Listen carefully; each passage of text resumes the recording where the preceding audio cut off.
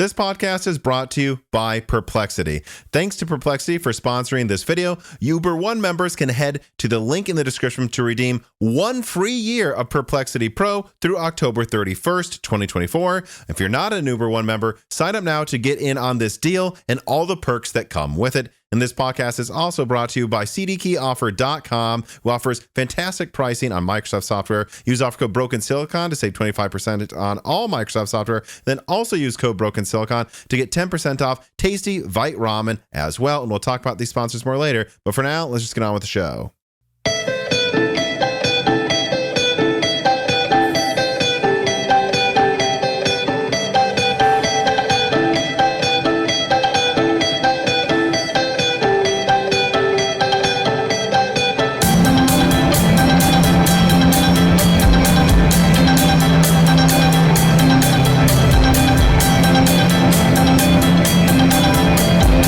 And welcome to Broken Silicon, a gaming hardware podcast. I am your host, Paper Launch Tom, and today I am joined by my co-host, Paper Launch Dan. Paper Launch. Yeah, I guess we don't really know when a real launch is for like any product anymore until the actual launch, because even if, we'll get to it with Lunar Lake, they say there's a launch and then they announce pre-orders for another day. Most of the pre-orders expected to launch on that day. So until we get to even that day, we don't really know. I am very curious if is it September 24th, if I'm remembering correctly? I believe so, yeah. I'm curious if September 24th rolls around and it's another paper launch. But well, yeah, we'll I see. don't know. No, I mean, that is my answer. I honestly don't know. I mean, every launch, and I put this right now with what we're talking about this year has been completely bizarre. I have to say, like, the most crazy thing will be if RDNA 4 or something actually launches perfectly, or something like, of all the things we expected AMD to do correctly, if it was a Radeon launch, that'd be very surprising, although I'm certainly not suggesting that I'm sure that's going to happen. Well, we need a good launch, so I'm crossing my fingers. I mean, I guess I would be surprised if Blackwell's launch was completely off the rails, but I guess it depends how you frame kind of what I'm saying. The only thing that would surprise me more is, like, what if the RTX 5080 doesn't cost $1,200 or it costs $900 or something? I don't think it will cost $900, but I guess that's the only thing besides RDNA 4 being the most competent launch this year.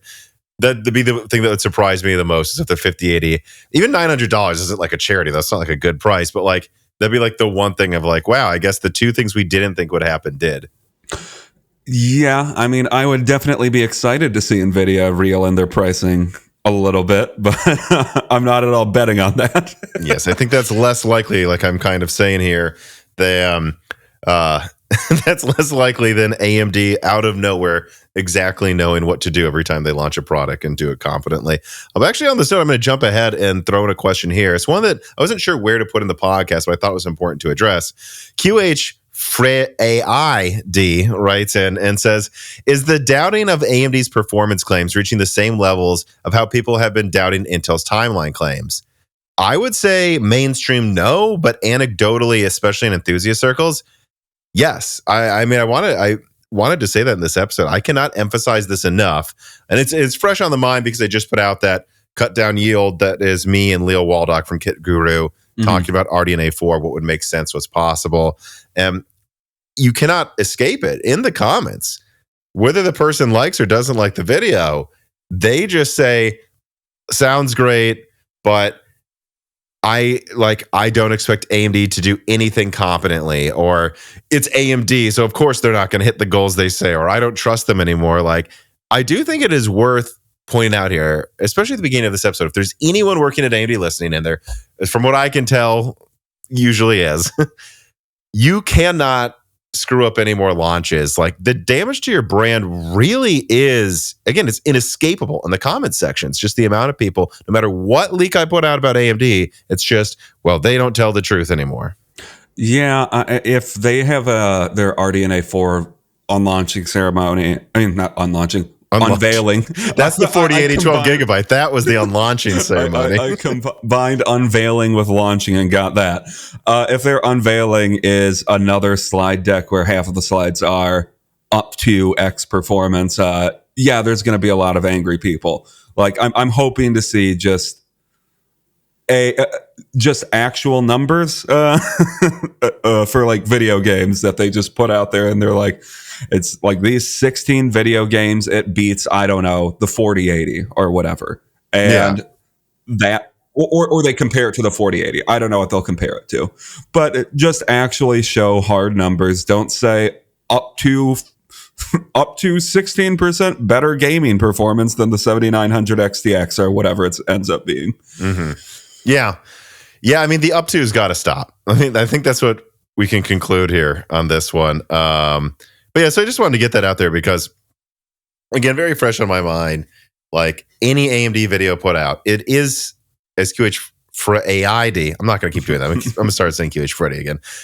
Points out here, it is starting to feel like what it was like, I would say, after Alchemist came out. No matter what Intel video I did, positive or not, and people forget most Intel content on this channel was very positive until like 2023. It was just, I don't trust them anymore. They're bad. They always use too much power. Their things break. Their drivers don't work. And once you start seeing that, if you don't take that seriously, it's going to set in. Like I feel like set in with Intel right now, where it doesn't even matter if they do something good. People will just almost refuse to buy it or recommend it. What are you going to say? No, I at least think AMD has mostly avoided the refusal to buy it because their products are still generally competitively priced. Are generally well priced, and they're not bad. But I mean, not having negative buzz after every launch is probably a good thing. Yes. And yeah, well, we're getting putting the cart in front of the horse a little bit here. We'll get to a lot more of this with upcoming reader mails. Let's continue first, like we're supposed to usually at the beginning of every episode, with corrections. Jensen Wang, not anti-competitive, writes in and says, funny for Leo to mention Intel's power issues in the last broken silicon as their failure in smartphones, as Intel's power consumption in smartphones actually was fine to good if you look at the numbers when last tested in depth by, rest in peace, AnandTech. Issues with software compatibility, higher platform costs, presumably wanting higher margins for the Intel brand name is really what sunk it. Yeah, I forgot about that. That actually... Well, it's funny. I don't know how much you remember about the Intel smartphone push. That's like when I was in college, I think. I mean, I remember they released a couple smartphone chips, but they never really gained any traction. Yeah, because I think people do generally characterize them as like failing to get into smartphone. And so when you hear fail, you hear bad, and you assume it's because their chips weren't good. But no, I mean, actually, I read, I think on Tom's Hardware in a few places back then, some reviews of these chips in smartphones. And my memory was that they were perceived to be underperforming because Intel hyped them up like they were just no one can compete with our performance now that we're in smartphones. And ultimately, just to my memory, traded blows with the competition and had compatibility issues. And then Intel, I believe there was Asus had a bunch of Intel phones at the time. They were like, well, because there's an Intel inside sticker on this phone, we're going to charge $1,000 for it because we assume everyone will think this should cost as much as a laptop. That's just not how it worked. Yeah, I mean, I don't know. Qualcomm's been competing pretty well in the market for forever, and they were the go-to back then. They're not quite the go-to anymore, as it seems like a lot of companies are starting to do more in-house development, but... Yeah, I don't know what they were thinking, challenging Qualcomm at the time. I mean, or at least challenging them and expecting a premium. Yeah, they could have challenged them, but yeah, hyping up performance, like pretending that you're suddenly going to get a laptop and a smartphone probably isn't the best idea. All right. Let's see here. Kiln God writes in and says, I believe one point was missed in a recent piece of content. The release of Windows 11 23H2 was almost entirely about supporting Intel's new Lunar-like CPUs in a timely fashion for Intel. In fact, Microsoft backported a fix for Zen, to me actually seems very suspicious. I think clearly Microsoft was happy to let AMD flounder on Windows 11 until Intel got their new processor out to retain current revenue landscape in the x86 or 64 market. With billions at stake, I don't think Microsoft wanted to give AMD a clear performance crown. I don't know. I would just love to see behind the curtain. Yeah, so we talk about this subject in detail in the last Die Shrink, which of course you can get access to. Support us on Patreon. And it was really just a whole conversation about, do we think, and it's not just the Windows update thing, it's that then Copilot Plus only came out when Lunar Lake launched, not when Strix launched, which does seem odd to me. And then, there's all of this other stuff of just like weirdly pushing Qualcomm, even in the face of Intel and AMD, which I'd say both perform better than the X Elite now that Lunar Lake's about to be out. I should say it's not out yet, really. And like all the things they've done shafting AMD, like getting into Surface with like Van Gogh, which instead went into the Steam Deck, and bidding Intel against AMD last minute for the next gen Xbox, even though there's almost no chance they're actually going to go for that. And they made AMD jump through a bunch of hoops. Is Microsoft trying to sabotage AMD? And you would say, Dan, there's a lot of details to our opinion, so I'd recommend listening to it. But I think overall, the inconsistency of the benchmarks tells me, at least in this case, I don't think so. They just probably screwed up. Yeah, I mean, Microsoft seems like a careless company in a lot of ways, and I also, to an extent, I also do just think to an extent that Microsoft probably recognizes right now that AMD has the chance to completely run away with it, and they're trying to keep their AMD's competitors, at least in appearance, up to snuff as them with them when they're really just not. Well, and again, like, we agree though, right, Dan? The update, we don't think Microsoft was like, I doubt it was deliberate. The Copilot Plus thing, I don't know. Maybe there was something there with like, this is when it's going to happen. Although recently I had an OEM contact. I reached out to them like, hey, is this a coincidence? And the contact said, September 3rd or around there was always when Microsoft was going to give it to x86 people because they needed more time, according to Microsoft. This is Microsoft's statement. I don't know if we should just blindly believe it, but at a minimum, still, I don't know. That one there is where I think your argument of maybe Microsoft isn't nerfing AMD, but they're making sure Intel is always at the party on day one so that AMD can't easily dominate. I think the Copilot Plus one is more of that sort of an argument, evidence for that sort of an argument.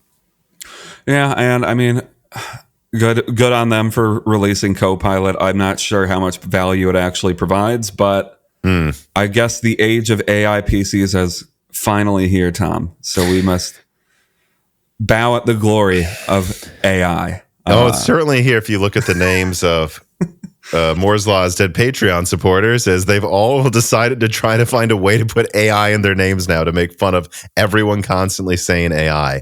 Or the newest one I learned about, the golf company Callaway, Tom, is now selling their clubs as AI. Is there actually a computer in them? No. God dang it. So we used AI. Yeah. They used an AI algorithm or whatever to analyze shot data, and that's how they base the design of their new clubs. So it's an AI club, Tom. Because they've never been using algorithms or simulations to design these before now. I'm sure this is the first time a computer has been used to design a golf club. Yeah.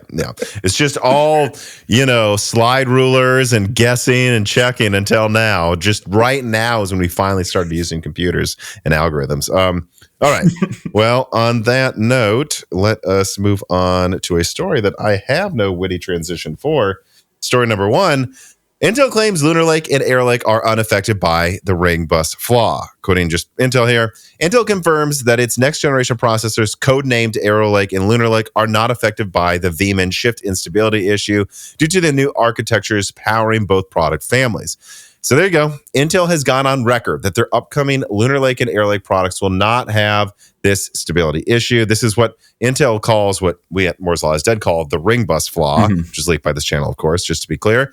It makes sense, though, for these chips to not be affected, though, to be fair. But so far, Meteor Lake has seemed to not be affected, and Lunar and Arrow Lake are similar products using new SoC architectures and new nodes as well. Although I will say I have heard they're putting extra effort into that as well with what they're doing with voltage with the ring bus too. But I generally speaking believe them. Although I will say I do wonder if that cancellation of the 40 core, I guess you would say, Arrow Lake chip, Arrow Lake refresh. Wonder if that was linked to they would have just needed too much voltage to make it perform how they wanted, or the ring bus would have been worn out too fast by trying to service that many cores.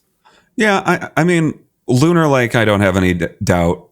I have no doubt. It's being fine. truthful here. I mean, right Meteor Lake, there's no problem with it. This is a low core. The Lunar Lake is a low core chip. I have no doubt that Lunar Lake's probably going to be their best launch in a couple of years. We'll see. We'll see. Yeah, that crown still could go to Meteor Lake. No, I mean, Arrow Lake could be okay.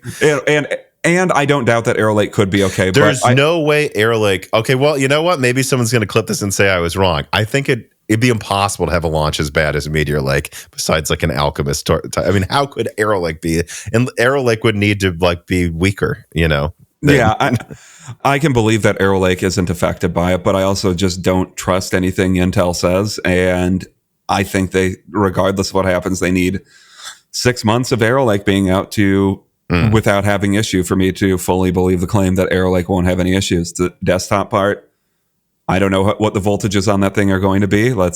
If it's below 1.5, I can believe maybe there won't be any ring bus issues. Well, let me also say this too, just to be fair. My, analytical opinion is that it's easy to believe a new architecture doesn't have this flaw. Yeah. But if I were to take a step back and pretend I don't know anything about this, all I can say is, well, they lied before, so we'll find out. And that's, I think, where you're coming from. You're like, well, they didn't tell us the truth about Raptor Lake, and they frankly continue to basically not admit that they made a mistake. So how can we trust anything they say? Yeah, like if Intel had owned up to the issue, when did it start becoming apparent? If they had owned up to it 4 months ago, maybe I could believe their public statements still. But which I know people that said it was breaking before the end of 22. Like Raptor Lake was already having noticeably higher failure rates before that year was even over, and it practically launched at the very end of the year. Yeah, and then you have to contrast that, you have AMD that has a somewhat disastrous launch with Zen 5. Yeah. And within like a week and a half, or I think it was even less than that, within like a week, they'd all been already said, yeah, we weren't expecting it to be this bad of a launch. And they acknowledged that it was a bad launch. And then openly said it wasn't the reviewer's fault. They're right. We're wrong. We screwed up. Yeah. And this isn't even about like an unreliability from AMD. This is just the parts weren't as powerful as they claimed they were. Or the parts were, I should phrase that differently. The parts were performing worse than they thought they would. And with Intel, they have two lines of processors now that don't work. And might never really work. Yeah, and they've still barely acknowledged that this is an issue. So I don't know. Yeah, I could buy that Arrow Lake. It doesn't have the same issues. It's a new architecture. Like, from my understanding, a very, very much a new architecture when compared to Raptor Lake and Alder Lake. So sure, maybe those same issues aren't baked into it, but I don't know why I would take Intel's word for it. Through October 31st, 2024, Uber One and Perplexity have teamed up to give every Uber One member, which is a membership that you can use to save on Uber and Uber Eats in the United States and Canada, 1 year free of Perplexity Pro, a $200 value. Perplexity is an AI search engine designed to revolutionize the way you discover information. You can ask it any question, and it searches the internet to give you an accessible and conversational, and most importantly, verifiable answer without clicking through tons of hyperlinks for hours, which means it can help you save time and money when using Uber and Uber Eats, because members can now also access unlimited use of Perplexity search engine, so you can exercise your curiosity and learn more about any topic you want in an engaging format, such as, well, I searched, why are Intel CPUs breaking? And I was kind of shocked to find it was a pretty dang accurate summary of the main causes we think are breaking these CPUs. Or I searched, why did some people think that Zen 5 would have a 40% IPC increase?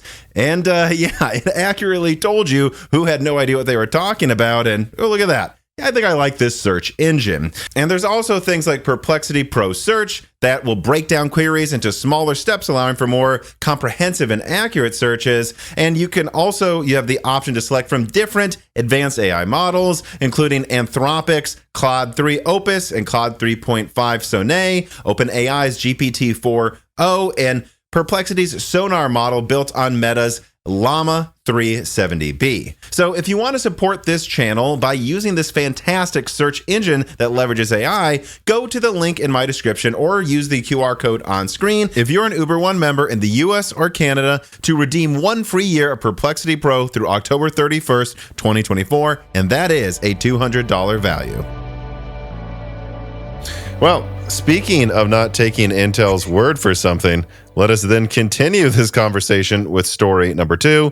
Intel Lunar Lake impresses on paper with its sudden paper launch. All right, here's the write-up. For months, Intel has been hyping up the September 3rd launch date for Lunar Lake, telling everybody that their revolutionary AI CPU would take the fight to AMD and Qualcomm early this month. But unfortunately, it flat out has not launched. In summary, right now, if you click on a random article that claimed, here's the 5 Lunar Lake models you can buy right now, it says in the title, you can buy right now. If you click on the links to them, you're brought to a page that says you can pre-order it in the expected delivery is the 24th. So it's not out. They said it was launching today. You cannot buy Lunar Lake, and not just for a couple days, for weeks.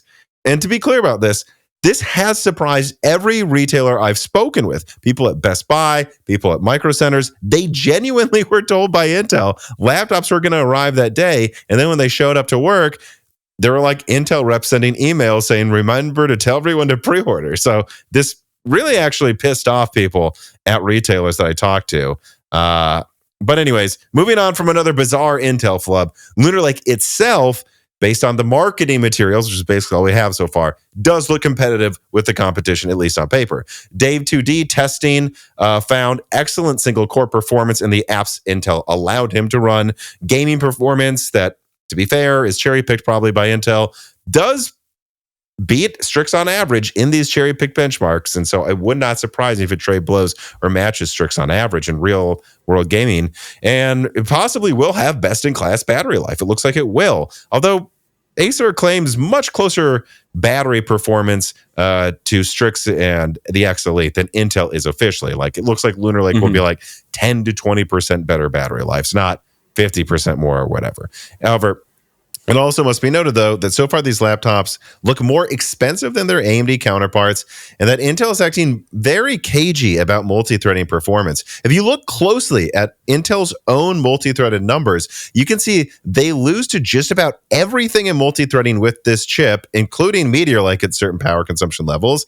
And then they didn't show Strix at lower power consumption levels either, which is important because, they're basically only showing 30-watt comparisons, often letting Strix boost to 45 watts, even though most models are only at 30 watts, and Strix having an efficiency sweet spot at 15 to 25 watts, as the Fox has demonstrated. So that's all I want to warn people about. It's like, they're like, well, look at Lunar Lake. It's 20% faster, or, or 10% faster maybe at 30 watts. It's like, okay, what about at 45? And when you're actually forced to run 45 watts, do you gain any performance? Because AMD doesn't really. And then if I go down to 15 watts, is Strix actually tying you in gaming performance? I don't know. Like, we need more third-party reviews. So overall, though, what is this writer's early opinion? As expected, and I did openly say I expect Lunar Lake to be good multiple times, Lunar Lake does look solid. However, we need third-party reviews to be sure of Intel's gaming and battery claims, and it clearly has a huge weakness when it comes to cost and multi-threading performance, which ultimately isn't surprising. This was meant to be a niche premium laptop SoC, not a flagship to compete with Strix, but because Copilot Plus is here, and Lunar Lake is the only Copilot Plus certified product they're going to have for a long time, then, I think they're forcing Lunar Lake to look like a direct Strix competitor, when really it was like a mid-range Strix, but it costs more Crusher for certain laptops. Yeah, I think Strix and Lunar Lake, they're both kind of odd chips. Like, Strix, they're both imbalanced, They're both imbalanced, and they're both clearly mid-range chips that they're trying to advertise as more premium than they are. So I don't know, if Lunar Lake goes into like $1,000 laptops, that's probably great. If and I think it will be a really good handheld chip. Yeah. But I'm skeptical about it for a couple reasons. One, like you said, their multi-threading is they're doing that thing again where instead of comparing CPUs against their entire power band, they're just comparing CPUs at seemingly random points in the power band. I might say cherry picked. It's probably cherry picked, yeah. So they're not really showing you an honest comparison. And I also think it's interesting that I brought this up to you. Now I'm looking at the slide again. One of their slides where they're trying to compare it to Meteor Lake, they show it at 9 watts, 17 watts, and 23 watts. And it interestingly loses to Meteor Lake at 23 watts. So this is just... In this slide you saw. Oh, yeah, I guess that could be possible based on another power band thing I'm looking at. Yeah, so... I don't know. This seems like it should go into mid-range to cheaper laptops that look for like portability more than anything. This isn't a premium chip. And as I said, it should go in handhelds because I think this definitely looks like it could be awesome in handhelds. Yeah. Yeah, this is in the wrap-up. Also, AMD has confirmed there's going to be a Z2 Extreme handheld chip. Yeah. But what I'd want to know about that one, though, is the Z1 Extreme did beat Phoenix by like 10, 20% at its bin power band. Will a binned handheld version of Strix, it already just destroys everything at 15 watts. Will that add another 20% to that, and then it actually beats Lunar Lake at 15 watts? It's plausible to me. I don't know. Yeah, I mean... on review day, I'm definitely going to be paying attention to how much power each laptop is using because I think that's where the real story is here because I don't know if this thing is good past 30 watts. And obviously they have Arrow Lake coming out later. So, but I just don't think this is a good at more than like 15 watts or something. Yeah, well, let's do this. Carbon Cry writes and says, Lunar Lake can be a good handheld chip, but it won't be good thin and light chip. Change my mind. Well, I don't think it's bad. I think the best or saying something's the best is not fair. Like this is going to be a good thin and light chip, I believe. But again, I really think, and you said this already, it's at its best at like exactly $1,000. At $1,000, I don't think anyone's looking for massive multi-threading performance. It has the best single-threading performance of any chip on the market, it looks like, basically, too. So there you go. You win that. And you have, at $1,000, you're usually not getting a great GPU included. And so that's why I wouldn't go above that. But you can start to get RTX 4050 laptops with Strix, I believe, around $1,500, which is what I'm seeing a lot of Lunar Lake chips going for. And I know it's like, would I pair a 4050 with Strix? I wouldn't. But if you look it up, there's some games where a 4050 gets double the performance of Strix, or at least usually 40% more. So it's the same price, though. You're getting 6 gigabytes dedicated for VRAM in addition to the RAM in the laptop, and it's the same price. So I just don't see how it really competes that high, especially because once you get to $1,500, it really is about you either want high multi-core performance or you want a dedicated graphics card. Otherwise, why are you spending this much? And then if you make the argument it's for longer battery life or browsing, it's like some of the Hawkpoint models I'm seeing right now, like $630 for a 8845HS. So one of the better Hawkpoint models. And it's a foldable touchscreen Lenovo, or there's like Rembrandt 3050 laptops going for like $400 to $500. I know Lunar Lake will probably have like 16 hours of battery life, whereas these have like 8 to 10 hours, but they're half to a third the price. That's like, who's browsing the web and going, I definitely want to spend 3 times as much for 50% more battery life and not a dedicated graphics card. Like, I don't know who that is.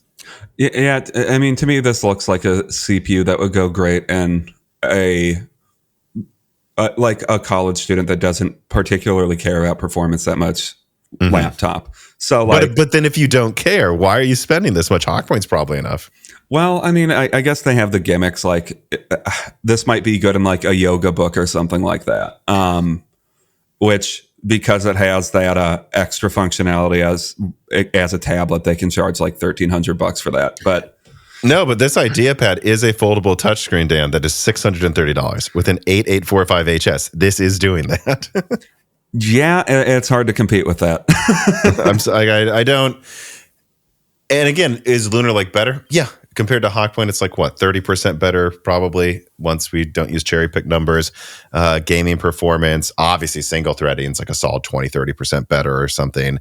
But its multi-core is not better. Yeah. It's actually lower. And it's like, okay, so am I spending twice as much for that? And if you say you can make some of the same arguments for Strix, I would go, sure. Yeah, you could. But, I don't think AMD cares if they sell Hawkpoint versus Strix. They'll be happy either way. And once you get to Strix, a lot of them are coming with 4070s. And it's like, well, yeah, this is a 12 core, the dedicated graphics card. This is for like real work. Yeah. And battery life has become a lot more of a non-issue, in my opinion, than it was in like when I was in college, or especially when you were in college, where they would sell these machines that like barely got 30 minutes of battery life. It's like, you can get a pretty good performing system now that lasts 6 hours at least. And 6 hours isn't great, but 6 hours is good enough for most people. So if you're expanding that to like 10 or 13 or 14 hours, I think to most people that commands maybe an extra couple $100, but I think even at a couple $100 more, a lot of people would just pick the cheaper thing and say, I guess I'll have to charge it slightly more often. And I'm not saying that that's me. I have a Minis Forum V3.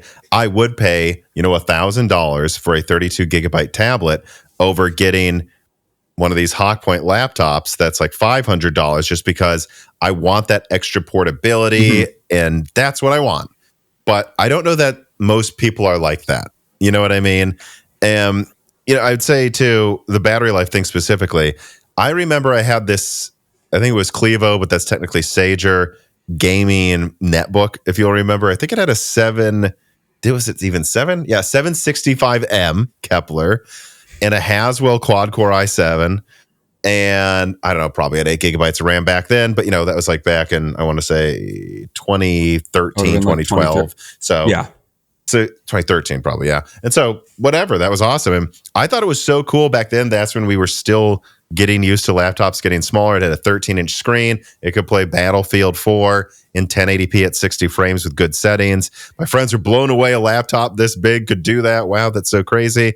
But it also only had, to my memory, a like 3-hour battery life, 3 to 4 hours. And that was enough at the time, but then I went to a MacBook with Broadwell, and then it went to like an 8-10 hour battery life. And I think that's the point, right? Going from 4 hours to 8 is huge. Like that's more than a work session. It kind of lasts all day. Going from 8 to 16 hours is also huge. You'll probably have a chance to charge it though. Yeah.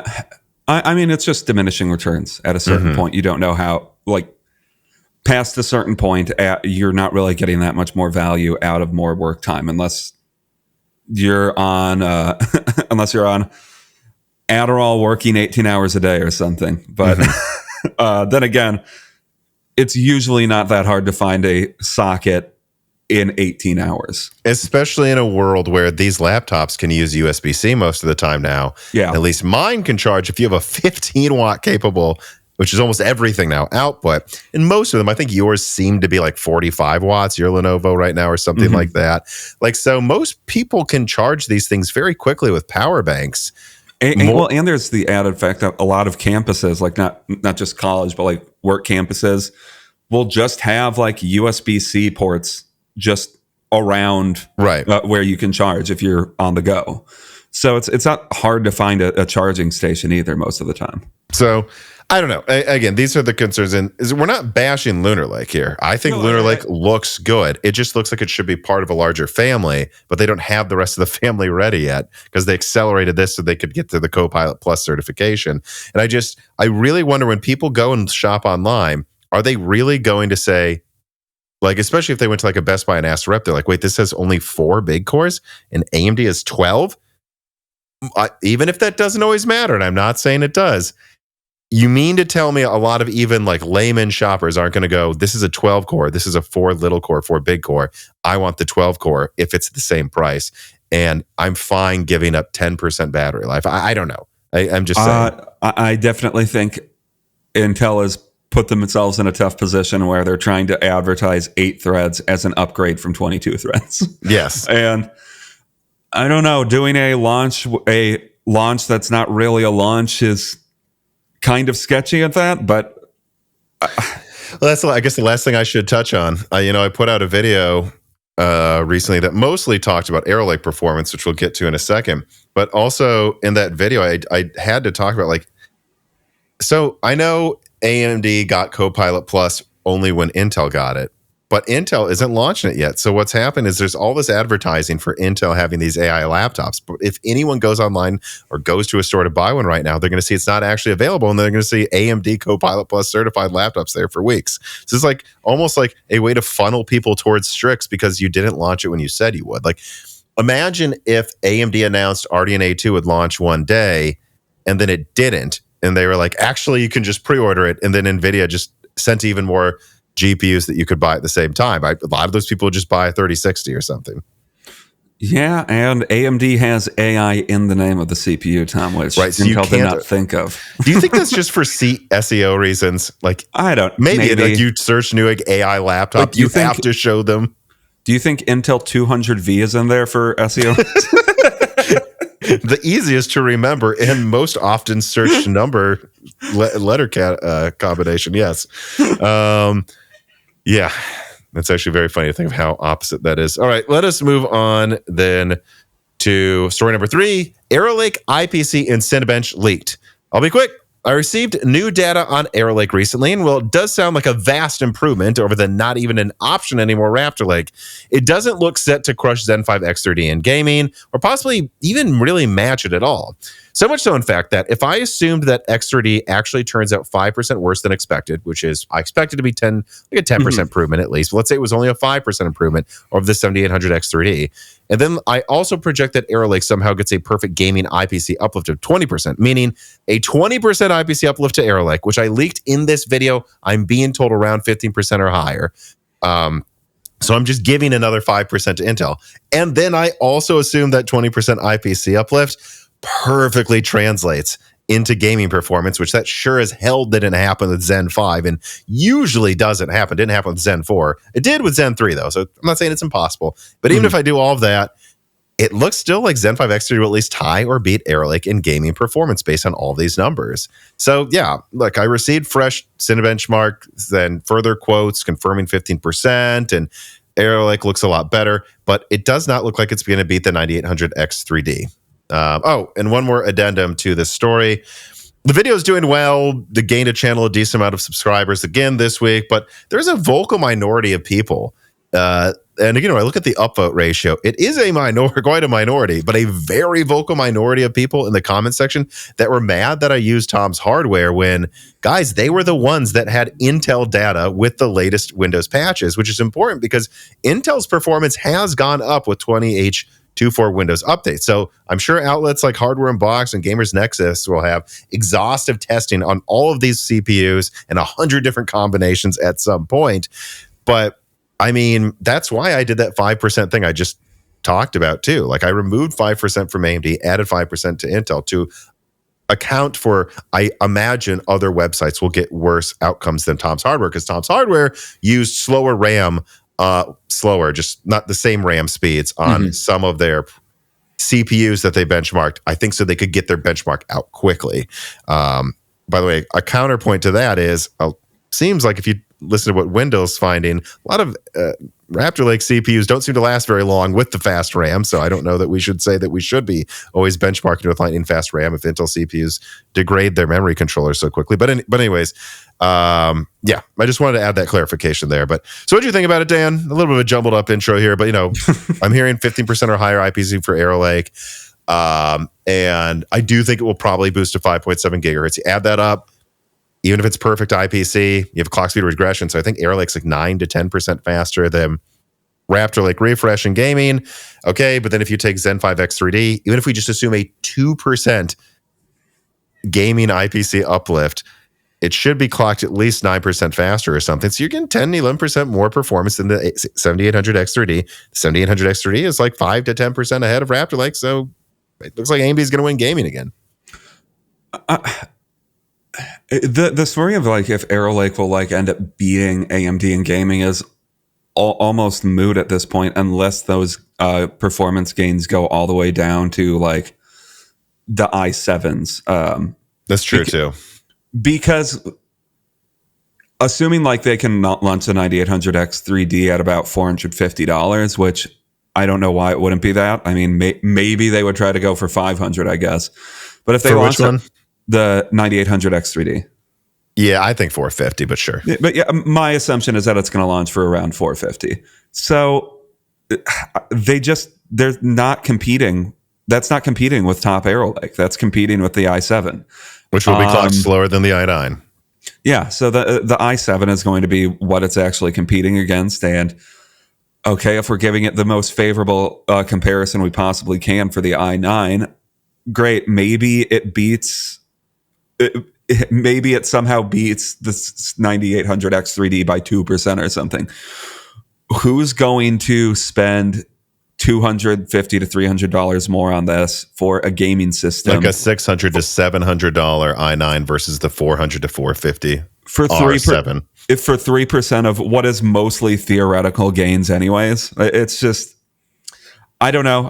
The gaming crown doesn't really matter that much anymore, I don't think. Especially not at the top of the market. Because again, who is buying the 9950X? Who is buying the Ultra 285K for gaming first? You're not. It's probably for a mix of stuff. And as long as it does okay at gaming, you're actually probably mostly wanting it for work.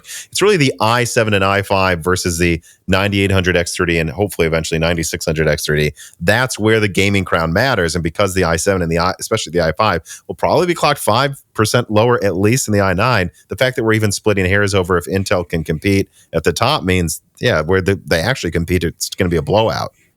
Yeah, so I really think what Intel needs to do to actually make gains in the CPU market is release an i7 that is somehow that gets close to the same gaming performance or better than the i9, like AMD has somehow managed to make. Like if they could have a bin of the i7, right, where it has 8 big cores and maybe 4 or no E cores, but it's at 6 gigahertz or something. Yeah, that could work. Obviously, I don't think that's what we're going to get with Arrow Lake. But for a successful Arrow Lake launch, I just think they need to be competitive with AMD when it comes to power usage and performance. If they can't do that, I don't see why anybody cares about Arrow Lake. Because it is interesting to me that if it's 20% just with a complete overhaul of their design is, I don't know, interesting, but I guess it's better than average. So I hope Arrow Lake beats my expectations, but even if it does, I just doubt I'm going to want to recommend it for gaming at this point. I mean, maybe it could be set to compete with like the 9950X if it's for productivity, but that remains to be seen. Which seems like it should be able to. So if they get their power usage under control, then maybe the 9950X or 7950X won't be the go-to you would recommend. Yeah, I'm expecting power consumption around Alder Lake levels, maybe slightly lower. Which is so fine. Reasonable. Yeah, it'll use more energy in a lot of scenarios, probably than AMD. But I think with Alder Lake, I guess if you were doing like a blender run for 30 minutes, it would throttle, and that seemed unfair to compare it. That is where Zen 3 kind of seemed to have almost similar multi-threading. But in an overwhelming majority of scenarios, especially gaming, Alder Lake was just as efficient as Zen 3, if not more efficient. So that's kind of what I'm expecting out of Arrow Lake, if not maybe even slightly better than that. Yeah, because at a certain point with Intel's power usage, it becomes an issue of like, there's actually a problem cooling this. Once you're there, the power usage discussion is very relevant. And I know to a lot of people in the past, at least that I've seen, they think that power usage is kind of like a hair splitting thing to argue about. But with Raptor Lake, it's absolutely an issue. Yeah. And I think people have forgotten, I don't know, I guess this would have been, we started Broken Silicon in 2019, so there's probably some conversations out there where we're like, guys, I remember saying this back then. the reason the power consumption between the 1060 and the RX 580 doesn't really matter, even though the 1060 is like, 30% more efficient or something. That's actually quite an efficiency win there for Nvidia, is that it's like you're using 180 watts instead of 120. No one's going to notice that. And idle, when you're not gaming, what is it? I mean, it's not a big deal, but we used to always say that, whatever, if Vega is, like it often was, like $200 cheaper than a 1080 Ti, well, it's like 15% weaker or something like that, or 20% weaker. And yeah, it uses 300 watts instead of 250, but it's like, will you notice? We flipped the second it started turning into like these chips, whether GPU or CPU, where it's like, wait, okay, but you will notice like 450 instead of 170. And you're also getting to like where you're overwhelming your cooler. Like, no, this does make a difference. I would not do that. Yeah, where it's like with my 7900 XTX, might be less efficient than a 4090, but the cooling it comes with is sufficient to cool it and keep it performing well. Sure. So were the 4090 only like $200 more than the 7900 XTX, I would be like recommending the 4090 all day over the 7900 XTX for that reason alone. But I mean, no, it's a substantially cheaper GPU, and it uses more energy. I mean, if you're in a particularly energy expensive area, I could see why that would factor into your calculations. Lovelace is very popular in Europe for a reason. Yeah. Well, yeah. I mean, well, now we're just talking about Lovelace again. But I get why you would get a 4090.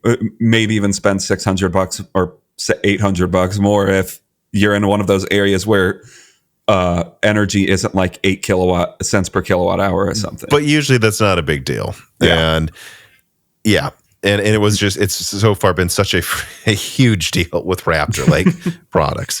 But speaking of huge deals at Intel, let us move on to the next deal with story number 4.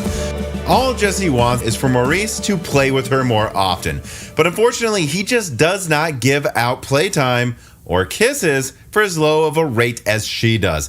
And I think she's just going to have to deal with that. But do you know what you don't have to deal with? Paying too much for Microsoft software if you go to CDkeyoffer.com. This piece of content is sponsored by CDkeyoffer.com and their back to school sale. Whether it's Microsoft operating systems, Office products, or even many of the latest games, CDkeyoffer.com provides PC gamers with a product this community deserves. Amongst endlessly elevating component costs, fair pricing on Microsoft keys is one thing that we at least should get, I think. And the Moore's Law is Dead team has been working with CDkeyoffer.com for a very long time. And that's because they're good to me, good to Dan, good to about a dozen family members of friends of mine that have used their services. And they've been really, really good, most importantly, to the Moore's Law is Dead community. So support this channel by using offer code BrokenSilicon to save 25% off Microsoft software, or you can also use Die Shrink to save 3% off everything else on the website like games. Using either of those codes really helps the channel a ton, and it helps save you money. So use those codes BrokenSilicon and Die Shrink at CDkeyoffer.com today. Royal Core detail by Moore's Law is Dead. Let's see. The much hyped Royal Core project, according to new information obtained by yours truly, was apparently not canceled due to running into issues with the design, which is kind of what I thought it would be before when I heard about Royal Core falling apart. But according to a lead source that reached out to set the record straight, and a handful of other sources who were able to confirm 90% of the original source's details, thus corroborating the overall story, the project, Royal Core, was trucking along just fine, was hitting milestone after milestone, but then Pat, at the beginning of this year, abruptly pulled the plug on the project. It was him, not the project, that was falling apart. And because of that, the Oregon team, one of the two key CPU teams at Intel, is pretty much dead. And apparently this all happened because Pat said, Intel doesn't need high performance cores anymore if all CPUs are going to do is connect GPUs. And again, even worse isn't the cancellation of Royal Core, which calls into question if we should be excited about anything coming out after Nova Lake, basically. But the bigger issue really to me is one of their key design teams is gone. And what I mean, yeah, I'm kind of repeating myself there. But anyways, what I also had in this leak was what the projects looked like. So let me give you guys an overview of what you won't be able to buy probably. So Arrow Lake was meant to be the bridge mixing existing design with some elements and concepts of Royal Core, although it wasn't part of Royal Core, but like things like removing hyperthreading. They knew they were going to remove hyperthreading soon anyways. So if it made the design easier, helped with time to market, they're like, screw it, let's get rid of hyperthreading. We're done with that anyways. Now, Royal Core 1.0 would be what comes after the Arrow Lake product families, be Nova Lake. This was due to release in 2026 as the first full Royal Core design and projected to offer massive single-threading improvements by using an early implementation of rentable units. The initial implementation was meant to be fully realized in 2027's Beast Lake with the Royal Core 1.1. By then, each rentable unit would dynamically switch resources to 2 or 1 thread, offering great single-threading horsepower when needed, or they could split each core into 2 cores and basically just modularly give you what you want. Then the complete version of Royal Core was going to be 2.0, Beast Lake next, coming out in 2028, where rentable units were planned to be so big as to enable splitting into 4 cores. The flagship CPU would be just 6 rentable units, so 6 cores that can turn into 24 cores. No E-cores, they wanted to get rid of them, but these units could dynamically adjust anywhere from 6 super threads, when that's what you want as maximum responsiveness, with double the IPC of Raptor Lake, and mixed configurations with like 2 plus, what would that be? 2 plus, wouldn't it be 2 plus times 4? Yeah, it would be 2 plus 16. I'm just making sure the math's right. So you could have 2 big cores, then you'd fill up 16 more threads of little cores to not get bogged down. I don't know. It seemed incredible to me. Now, to be fair, it does seem like Pat was doing this for a reason. He was copying Nvidia's philosophy when it comes to AI and server CPUs. The CPU doesn't need to be a god. It just needs to connect the GPUs, provide I/O, and not bottleneck. However, that assumption is predicated on the idea, in my opinion, that anyone would choose Intel over Nvidia's CPU for their AI cards and not care about the CPU. That's kind of what differentiates Intel servers. So the idea might make sense for someone like Nvidia, but I have to say it is a questionable concession from Intel, whose strongest business remains the CPU one, or at least it did. I mean, I guess my prediction is that within the next couple of years, we're going to see a real big push from AI by Intel, because it sounds like they're betting the card on the horse that they forgot to bet on 4 years ago. I don't know. This is confusing to me. I mean, their current CPUs are clearly starting to lean into the idea of bigger, more powerful cores rather than having a bunch of threads. Mm-hmm. And I don't know. Does that just mean that after Arrow Lake or Nova Lake, they're going to go right back to their old philosophy? Because if that's what they do, I'm not sure I expect anything good out of CPUs after Arrow Lake. And now they're hard going for AI, I guess, which... Because they feel like they have to. I don't know if the AI bubble is going to bust before they even get to the redesigns. Like, I mean, would it really surprise anybody if by the time Intel has a solid AI chip, that's right when the bubble bursts, just like when Alchemist launched right when the crypto mining bubble burst? I mean, it seems like that's what they could be building towards. I don't know. And how many companies do you already have making AI chips that are also performing pretty well, even if they're not doing as well as Nvidia? I mean, you have Microsoft is trying to do their own thing now. Mm-hmm. You have AMD that's fine with some AI. Micro share, so they're doing all right. Yeah, I mean, I can't remember. There are other companies that are working on this as well. I don't get what niche Intel has to occupy here. Mm-hmm. But yeah, I guess Pat Gelsinger wasn't the CEO we thought he would be. I mean, so you're just saying openly after seeing this, like you really have soured on him. Yeah, this sounds like a giant mistake to me. Yeah, I don't know how much you want to belabor this point. I think we've kind of talked about this a lot over the past couple of weeks here, but I do have to just, I don't know. I mean, outline. They got into smartphones too late. Then they bet the farm on graphics cards right when that bubble burst. And then right when they should have been betting all that money on graphics on AI, they were late to do that and then killed their CPU design team, which I want to outline why that's such a big problem too, or one of their CPU design teams, one of the two main ones. Like, once the AI bubble bursts, I do think great apps will be made that uses like language models. That's going to happen. But what is that going to require? Giant GPUs? No, good laptops. And if you killed, like AMD seems to be positioning themselves to switch to the next, shovel for the next boom, which is when laptops and personal desktops actually can do new things with AI applications. You want to have the best CPUs paired with the best NPUs. And maybe Intel can have really good NPUs still, but yeah, I don't know. Like, are you going to remove like the differentiating factor though, which is your CPU is the best? That's why you'd also buy an Intel laptop. That's what I would worry about. Yeah, I mean, I don't really get what products they're planning on developing. Are they just are they turning into an AI company? Like, that's what everyone wants to do right now. I mean, I think the methodology just is. We'll just continue to make standard 5 to 15% performance uplifts every 2 years instead of trying to shoot for the moon with a doubling of IPC that would put us back on the map. Yeah. And I don't know if they can consistently do that as a follow-up to Arrow Lake.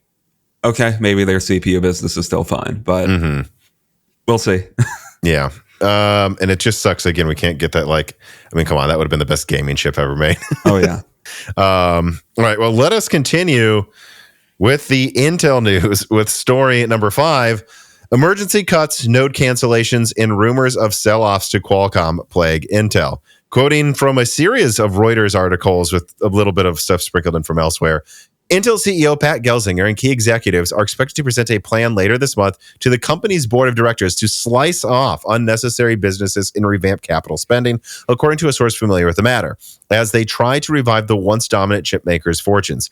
The plan will include ideas on how to shave overall costs by selling businesses, including its programmable chip unit Altera, that Intel can no longer afford to fund from the company's once sizable profits, which there's rumors AMD might even buy them from. The proposal does not yet include plans to split Intel and sell off its contract manufacturing operation or foundry business to a buyer like TSMC yet, though, according to sources of Reuters. Meanwhile, other rumors are emerging that suggest Qualcomm has recently explored the possibility of acquiring portions of Intel's open new tab design business to boost the company's product portfolio, according to two sources familiar with the matter. And finally, other reports have emerged suggesting that Intel's contract manufacturing business, their foundry business, has suffered a setback after tests with chipmaker Broadcom failed. 3 sources familiar with the matter told Reuters, dealing a blow to the company's turnaround efforts. The tests conducted by Broadcom involved sending silicon through Intel's most advanced manufacturing process, known as 18A. The sources said Broadcom received the wafers back from Intel last month, and after its engineers and executives studied the results, the company concluded the manufacturing process is not yet viable. And Intel capped all of this off by killing the 20A node. This means that the catchphrase of 5 nodes in 4 years has now been broken. There will not be 5 nodes in 4 years, even by Intel's questionable definition of a node. And while Intel claims they are doing so to reduce CapEx, and really because i18A is doing so well, they don't even need to bother with 20A, that does seem like weird rationalizations. They will still have to buy the equipment anyways for 18A that they could use early for 20A. Overall, this presents Intel Foundry as rather unreliable. If they are canceling long-announced nodes at the last minute like this, especially now Intel can spin the move, it's hard to see how they can really spin this move positively. So overall, we have a picture at Intel right now that seems to be emerging of multiple failures, multiple parts of the company about to be sold off, and sharks smelling the blood in the water and circling for a bite. Yeah, I mean, the whole, IFS was supposed to be this whole big thing that was seemingly saving the company. And I don't know how much confidence you're building to potential partners when their big new partner has their parts fail and there's now not a new node. Mm-hmm. I mean, I think the only way the cancellation of like 18A not being a gigantic disaster is if 20A is like... Oh, you mean killing off 20A if 18A? Oh, sorry. Jesus. Yeah, I got that mixed up. The only way I could see canceling 20A not being a huge disaster is if they can follow 18A like a year before they said that they were going to do it. Like 18A is just so ahead of schedule that we literally don't need 20A Like at all. literally, we would have like 2 months of this node. It's a waste of our time. Exactly. I believe there's some truth to that. I don't think it's a complete lie. It does to me sound like we can't spend the money to ramp up 20A in time. So we're just going to get 18A out there a little sooner because it's ahead of schedule, which not a great look for a company that is losing all of its money. Yeah, I don't know what else to say. It's just kind of sad. The amount of just, and again, it's like, there will be the fanboys in the comments that go, all they did is bash Intel. It's like, dude, Broadcom reported that their node does not work, and it's the one that's supposed to be so good they're not bothering with 20A, which they've killed. And in the meantime, Qualcomm's looking to buy off their design team so they can actually make working laptop CPUs with more engineers. You tell me how we're supposed to paint this in a good light, people. Because when we report the news, we just report it to you. And if it's bad news, it's bad news. And it's a lot of bad news for Intel recently. And you'd have to be a drooling fanboy to look at this and go, things are going great. I mean, just looking at the news of the past 2 weeks, I knew this was just going to be, Intel's not doing great for an hour and a half. But that's what the last 2 weeks of news has been, is Intel's not doing great. And I don't know, I guess the ray of sunshine is hopefully Lunar Lake, when it launches in the next couple weeks, is fine. Yeah. Well, and I will say this one thing about 20A as well. I mean, the suspicion I would have about 20A is maybe they just knew there's no way it would be profitable and no one was going to use it. Like, I keep hearing behind the scenes about multiple companies, such as Broadcom, by the way. There's other people doing looking into Intel's nodes. I don't want to say who, because I was told not to, but and they're not liking really what they're seeing, or at least not enough to go away from like TSMC, who offers competitive pricing and the gold standard of track records in launching products on time. So, I don't know what example I'll like throw out there, but like, I don't know, it doesn't matter which company it is. But if you're a given company and you're looking at using Intel, why would you use 20A if you can get pretty much the same thing from TSMC, or it might be better? And then you also hear people saying, we tested their wafers. They actually weren't as good as they said they were. And if you're Intel and you see that, you're like, oh, no one's going to use our node. So we have to skip 20A because it won't be utilized by anyone but us. But our node isn't that much more cost effective than just going to TSMC. And we're already making enough versions of Arrow Lake at TSMC that we don't need this. That's what I think is a huge part of this that Intel doesn't want to admit, is we're skipping 20A because there's no clients. There's no clients, and we're praying they will all go to 18. Yeah. I mean, it's a gamble, but it kind of does feel to me like all Intel has left right now is gambles, because none of their businesses are reliable moneymakers. Well, Royal Core was supposed to be a gamble, but we killed that one. I don't know. Not much else to say about that. Let's see here. Jensen Wang, not anti-competitive, writes in. It says, given that you've said that Intel nodes are on track, given the option to bet $1,000 total, how do you split up your bets? And for the two bets, which side would you take? So he's saying, would you bet money that 20A is being expensive is due to either cost of production for the node overall being high even at 100% utilization, or that the utilization rate would be so low it wouldn't make cost too high? Bet. That's the bet I would place money on. I probably wouldn't bet because Intel's so chaotic right now. It's hard to be sure of anything, but that's definitely the side I would take on that. Right, here's the next question. 20A being killed because it is internal only, and Intel needs to put all effort into Foundry to prove it can work to investors. Yeah, again, I think there's something there where they knew 20A wouldn't quite be there to win contracts, and they're out of money. So they're like, we need to spend money on what node do we think people will actually buy? Maybe 18A. And then another one, Intel sees 18A as being majorly improved and would rather focus on being a long-term node. I mean, that's true no matter what, but I don't think that's why they killed 20A. Yeah.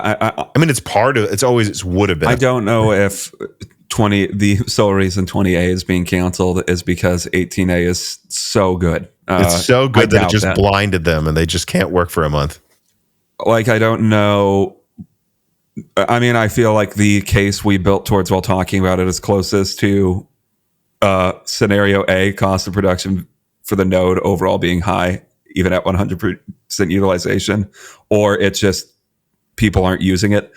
So I guess that's the bet I'm making. But all right, let's see here. So we have someone who wrote in, and he told me he's Greek, and this is how I'm supposed to pronounce it. I'm going to try. Manolis Ragusis. No idea if I said that right, but I tried. What do you think about the recent rumors of Intel trying to sell off their fabs, which also that's spinning around right now too? Can Intel successfully become a fabless company, or will this be their end? I don't think it's about, I don't know, maybe they'll just split the company in two, and they'll, like, one of them will claim they're Intel and the other one will get a new name. But I think a lot of the rumors right now is mostly like they have to just sell off some of them to make ends meet, and I think they should. I mean, I've been told by people at Intel that a lot of their like 10 nanometer nodes, like I think it's in Arizona or something, like massive foundry they have down there, that like they expanded it because they assumed they were just going to win. Now they have all of this utilization issues.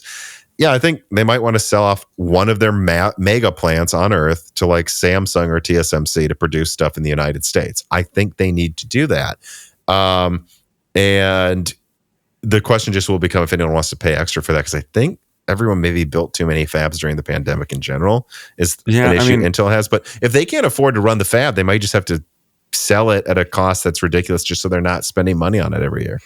I mean, TSMC is already building their own fab in Arizona, so I don't know if they need another one. But yeah, I mean, there are a few other fabs in the world, and I think if TSMC has proven anything, it's partnering with a company that just focuses on fabricating is very viable, and being fabless can be very viable if you work with the right one. Oscar writes, and it says, everyone's talking about Intel needing to spin off its foundry to stay alive. Some, however, argue that Intel Foundry would become Global Foundries 2.0 and that it would be stuck into trailing edge nodes. But why is that the bad case? Why wouldn't Intel spin off its products instead? And Carbon Cry wrote in a comment here, this is a semantic question. Whichever part's spun off, they're both spun off from each other. Yeah, I mean, I think the company... It's just the question, I guess, who gets to call themselves Intel? But I think the design side would remain Intel just for branding reasons, but I don't know. I guess maybe Intel Foundry Service is what becomes Intel. Yeah. I think Intel, the design side being the side that retains the name, makes a lot more sense, because... Logically, to me, I would agree. Because who cares about branding for the manufacturer? Like, that's all behind the scenes deals. Yeah, and in fact, you might want a new name for the foundry services that's not Intel, just so that people aren't like, oh, Intel's making it. It's like this company's making it, right? Because then it sounds like you're competing with yourself if it's Intel making your products. Quick Jumper writes in, says, hi, Tom. On the last episode with the anonymous server engineer, there's a pretty good remark about the laws of physics and entropy. What I think Pat's strategy originally is will make a gazillion chips on better nodes and will also use the best tech we have to beat AMD. But the engineer, Pat's idea, could have never been great no matter what, no matter how much money you spend, unless you listen to what your customers actually want and make smart designs that balance out all of the features. Yeah, I don't know. That's not really a question, more of a comment. But yeah, that was a good point that the anonymous server engineer brought up recently, which is just like, and I agree. And I think this is worth talking about a little bit. Is it's like, I think a lot of what Intel was planning to do here is just spend their way back to competition. Like, we're going to have so many chips, they can't keep up with us in volume. And we're going to flood the market. And then we're also just going to spend all of our money eventually here. If you look at Lunar Lake, Arrow Lake, on the most expensive nodes, they're going to have 3 nanometer competing with AMD 4 nanometer. Again, if Zen 5 ties Arrow Lake, that's crazy when one of them's using 3 nanometer and more advanced packaging techniques. Like, and then we're just going to spend and have all these chips. And because we're bigger and we own 80% of the market, we'll be able to amortize that, over everything. And it won't cost as much per chip because of how many we're making overall. And they didn't consider what would happen what would happen if AMD actually was just able to keep up with them despite them spending more on the technology. And if like the market crashes, they have all these chips that actually will not be sold. Yeah, I mean, maybe sometimes spending all of your money to try to have I don't even know what they were going for at this point, but spending all of your money, it turns out, makes you a broke company. I mean, what they've somehow created these behemoth chips that don't perform well again, or don't perform any better than AMD's, and they use more energy and they're more expensive. It's just like they've engineered themselves into the worst of all worlds. Mm-hmm. Well, moving on finally to a story that is not Intel today. Let us move on to the final one with story number 6. Now that it's warming up outside, Jessie couldn't be happier to be jumping around every day in the warmer weather. And it's good for me too. Running around with her, teaching her tricks, that's good for my health as well, not just hers. But all of this gallivanting, well, it takes up time and it pressures me to make my lunches quicker to get moving faster with Jessie every weekend afternoon. And usually quick means less healthy. Well, unless you know about Vite Ramen. This piece of content is brought to you by Vite Ramen. Vite Ramen is a healthy, tasty, and shelf-stable food crafted by an American startup that offers a ton of options for eating healthy, like their classic packages that make it easy to add protein and other ingredients of your choice, and then also their Ramen Go packages that offer a healthy microwavable option for those who truly only have a 15-minute lunch break away from home. And I do need to take a second also to remind everyone that they don't just make ramen. They also have Nano Boost Vitality Powder that I honestly think blows away the health powder competition. I literally drink this any night a broken silicon is recorded extra late instead of coffee. And they also have a collection of silverware and accessories that are always high quality. Like the Goofy Girl DM Nakiri knife, I tried it out. It is insanely sharp. It is probably the nicest knife this household owns. So not just the ramen, although the ramen's great. Everything else on there is high quality, and that's why I've been working with Vite Ramen for so long. I actually like their products, all of their products, a lot. I've never tried something they made that wasn't good, so check them out. And remember that even just clicking on the link in the description helps the channel a ton, and buying some of the special packs through that link helps you save money and support the channel even more. So support Moore's Law Z by checking out Vite Ramen today. AMD R5 7600X3D released. Going here from Tom's Hardware. AMD officially introduced its Ryzen 5 7600X3D last Friday, another relatively inexpensive processor for mainstream gaming builds. The chip will be a Micro Center exclusive in the United States for $299 and is also available in a bundle that offers solid value. The new processor, the cheapest X3D to use the Ryzen 7000 branding, packs 6 cores, 96 megabytes of L3 cache for maximum gaming performance, and with Expo and overclocked memory settings, delivers about the performance you should have expected, beating the $530 14900K with stock memory by a small amount. That's impressive for a $300 chip, but it does come with drawbacks in application performance because of the lower core counts, of course. And so there you go. The long-rumored 6-core Zen 4 X3D launched with little fanfare from AMD. Tom's Hardware's test, the CPU is only beaten in gaming by its older, bigger brother, the 7800 X3D, while applications like Blender, video editing, and similar will suffer for the lower core count. But especially with Micro Center bundles, this seems like an incredibly cost-effective gaming CPU. And also I added, it's now available at Mind Factory. I really, for our European brethren, I did actually feel for when it came out, it was at Micro Center exclusive. Amount of people like, are you kidding me? Can we please just get any decent deal in Europe? But it will be at Mind Factory at least. So there you go. So yeah, what did you think about the 7600 X3D, Dan? I mean, not too many thoughts. It looks good. The gaming performance almost crown is now, I guess, at $300, which is great. And I don't know, a lot of people should consider upgrading to that if they're not trying to spend a ton of money and they can go to a Micro Center or Mind Factory. Yeah. I don't know, nothing really negative or to say about it. It just looks very good, and I'm excited about what the 9600 X3D will look like in comparison if that comes out anytime soon. And I don't know, sounds like they just have some 6-core CCDs they needed to offload. Mm-hmm. Yeah. Well, and of course, I think this is something we talked about already. Like, my suspicion is the rumors were that Zen 5 X3D was going to come out in September. I had also heard that they should be out in Q3 at a minimum, if not Q4. And I think if Zen 5 X3D really is delayed to next year, which it sounds like it might be, this was like, what can we throw out there to make OEMs happy that we promised all these chips to? And this is one of those launches that will be a volume filler on AM5 in a similar capacity to what they would have had they launched some of the other ones. I guess the only other thing I would do is like a PSA update. Like the 5800X3D, I've already leaked that's canceled, right? Or not canceled. Discontinued. Yeah. I actually had another source of mine tell me that yesterday that is true. It's true. 5800X3D is being winded down in production. But oh well, the 5700X3D is like $200, I noticed, in a lot of places right now. So that still makes it on AM4 a crazy gaming chip for $200.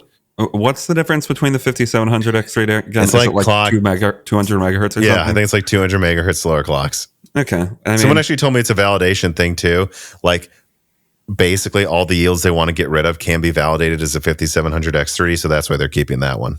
Oh, that makes sense. I mean, because that was my only thought when I first heard about this was I think the AMD parts are getting a little bit crowded at the $200 to $300 range, but Zen 3 had to come to an end at some point, so makes sense that they would cancel the 5800X3D. Yeah. But yeah, I don't know I have much else to say about that. Alpha Space writes in and says, I kind of feel like, if anything, AMD should have launched Zen 5 non-X3D after the 9600X3D and 800X3D, because Zen 5 X3D would probably be able to hide performance issues due to achieving higher frequencies than the X3D products in the previous generation. Absolutely, that's true. I just think they almost certainly didn't, because it wasn't ready, right? I mean, that's what it seems like to me. They also saw the Raptor Lake issues and decided, well, we need to take advantage of this. I don't think they did that successfully. I think they completely fumbled. Someone just teed them up for a score, and they just fell over Charlie Brown style, in my opinion. Well, and instead of doing that, they ran 100 yards back into their own end zone. Yeah, I mean, they've completely failed, I think, to capitalize on. Again, Zen 5 still eventually sell very well. I'm not worried about AMD as a company, but man, what a missed opportunity this Zen 5 launch has been.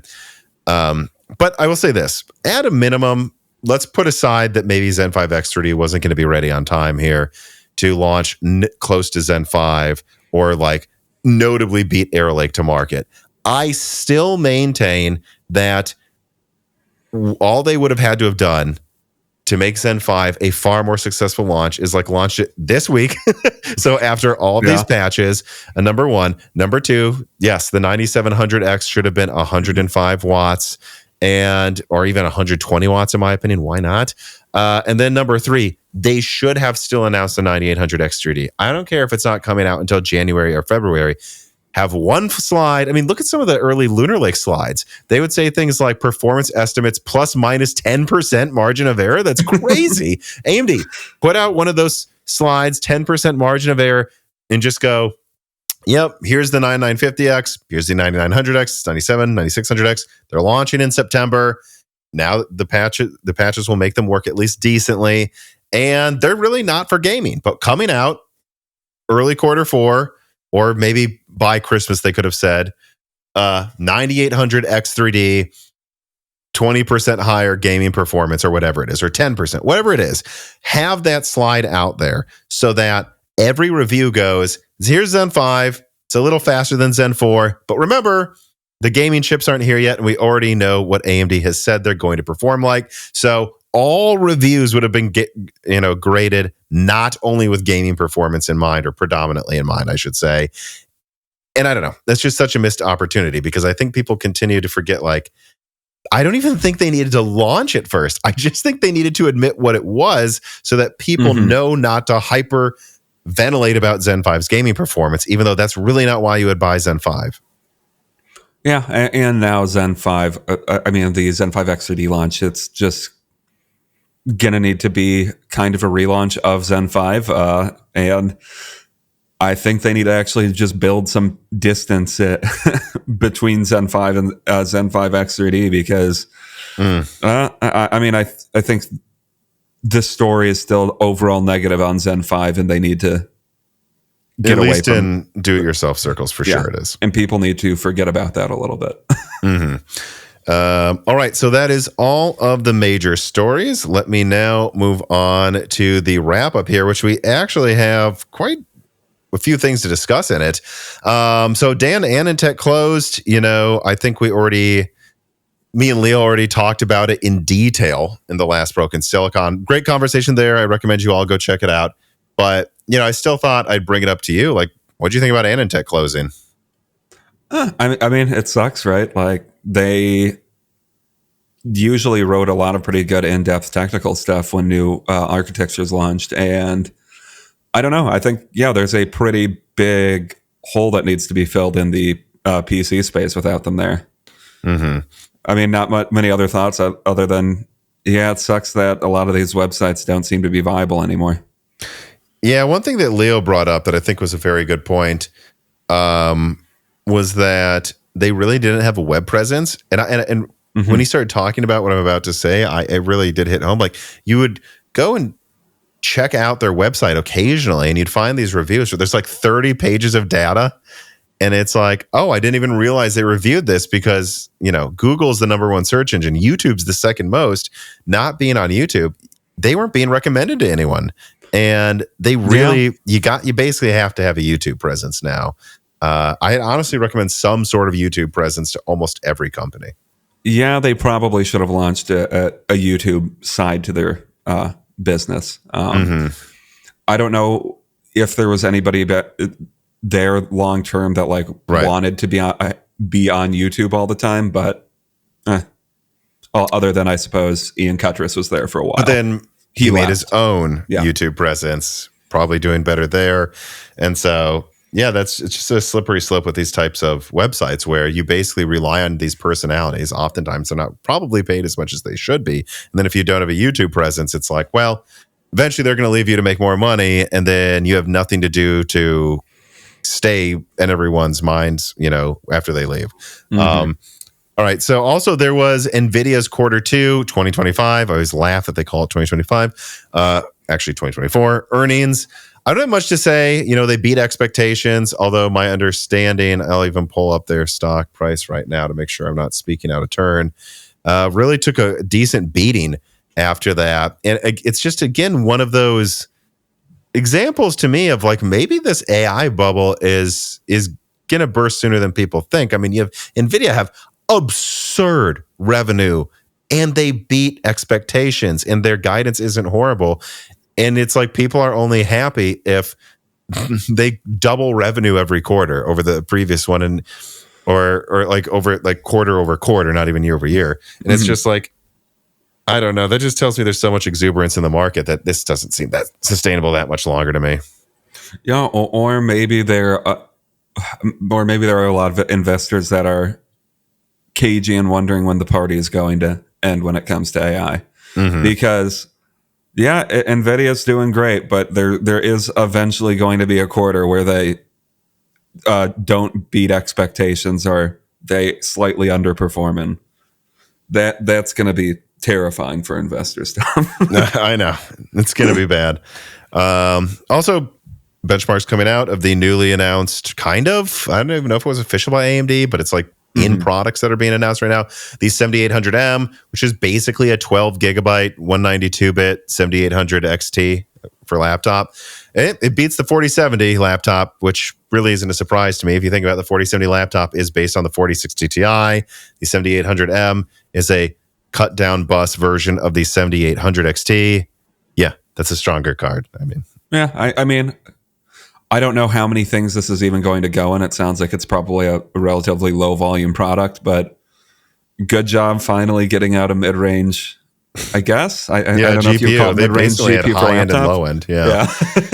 Well, I mean, something I've heard is that this may be a way to dump the rest of Navi 32 before RDNA 4 launches, because there's only so many they can sell for $400 on desktop. And if you look, the 7800M has the full 60 compute units of Navi 32. So they're kind of just removing a MCD. And I wouldn't be surprised if we see a bunch of like minis forum products or, and like boutique mini PC companies somehow getting access to a ton of these as AMD just looks for any avenue they can to get rid of Navi 32 over the next couple of months. Speaking of AMD, they also announced the Z2 Extreme is confirmed. I don't really think, again, this is why it's in the wrap-up. There's much to say about that because they basically just said, yes, we will make another one. I mean, not a shocker. It sounds like the Z1 was pretty successful. yeah. And then let me see here. This was actually, I thought, an interesting conversation. Jack Hun, I hope I said that right, or Jack Hune maybe, was talking about AMD's new strategy with gaming GPUs and just openly said stuff we've been talking about, which is that AMD cannot scale their software and their company if they're trying to compete possibly from top to bottom in product stack every single gen and every single segment they're in, and talked about how around $500, that's where people want to buy graphics cards right now. Again, I'd say hinting at RDNA 4's pricing. And that a lot of this is just so they cannot have wonky launches. Like they have to manage less, they have to write less software because it's less chips. Makes sense. Yeah, I mean, that's what we've been saying we think AMD is doing for a while.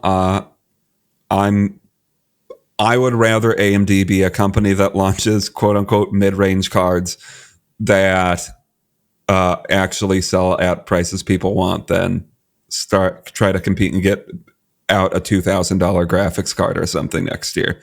Because, and I say quote unquote mid-range cards because mid-range cards these days are 4K 100 plus hertz graphics cards, I guess. Like that's where we'll be getting to with next gen for sure. Yeah, I think most people are fine with that. Yeah, and that's what I said in the Moore's Law Said Discord a few days ago too. I just said, hey, if they can have perfect software, it allows them to have the funding to get in to like save some money for making FSR catch up with DLSS, and they always launch on time with good marketing and logical naming and a rollout.